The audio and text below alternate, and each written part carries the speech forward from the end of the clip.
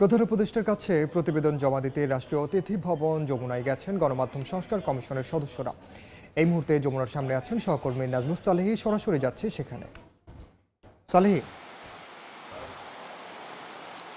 দুপুর ১২টার কিছু আগে প্রধান উপদেষ্টার যে বাসভবন সেখানে প্রবেশ করেছেন গণমাধ্যম সংস্কার কমিশনের ১০ জন সদস্য। এরপরে তারা এখন সেই তাদের যে প্রতিবেদন তারা জমা দেওয়ার পরে তাদের সঙ্গে একটি ১.৫ ঘন্টার অধিক সময়ের প্রধান উপদেষ্টার সঙ্গে সেই কমিশনের একটি বৈঠক রয়েছে। বৈঠক শেষে বের হয়ে আসার পর রাষ্ট্রীয় অতিথি ভবন যমুনার সামনে একটি সংবাদ সম্মেলন করার কথা রয়েছে। এরপরে আসলে জানানো হবে যে এই প্রতিবেদনে কি কি রয়েছে এবং তারা কি কি আসলে সুপারিশ দিয়েছেন। তবে আমরা বাইরে থেকে বিভিন্ন সূত্রের মারফতে যেটা জানতে পারছি সেটা হচ্ছে যে একটি স্বাধীন গণমাধ্যম প্রতিষ্ঠায় এখানে সুপারিশমালা রয়েছে এবং সেই কথাগুলো ওখানে লেখা হয়েছে। যে কথাগুলো লিখে আসলে মাঠ পর্যায়ের সাংবাদিক থেকে শুরু করে একেবারে গণমাধ্যমের যেই মূল প্ল্যাটফর্ম সেগুলোতে যাতে কোনো ধরনের কেউ বাধা সৃষ্টি না করতে পারে।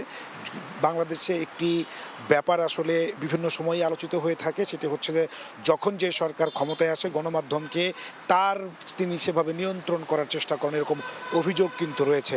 সেই যাতে কোনোভাবে গণমাধ্যমকে কোনো সরকার বা কোনো সংস্থা কোনোভাবে যাতে নিয়ন্ত্রণ করতে না পারে এবং গণমাধ্যম যা দেখে এবং যা বলতে চায় সেটি যেন বলতে পারে, সেই স্বাধীন গণমাধ্যমের পথ আসলে কিভাবে প্রতিষ্ঠিত হতে পারে সেই বিষয়গুলো নিয়ে এখানে একদিকে যেমন সুপারিশমালা দেওয়া হচ্ছে, অন্যদিকে গণমাধ্যমের নীতি, পাশাপাশি হচ্ছে গণমাধ্যমের যারা কর্মী তাদের বেতন অবকাঠামো এবং হচ্ছে যে তাদের যে আর্থিক সুযোগ সুবিধা কিভাবে সেটিকে দেওয়া হতে পারে তার ন্যূনতম একটি যে ব্যাপার সেগুলো কিন্তু হচ্ছে যে নির্ধারণ করে সেই সুপারিশমালাটা তৈরি হয়েছে।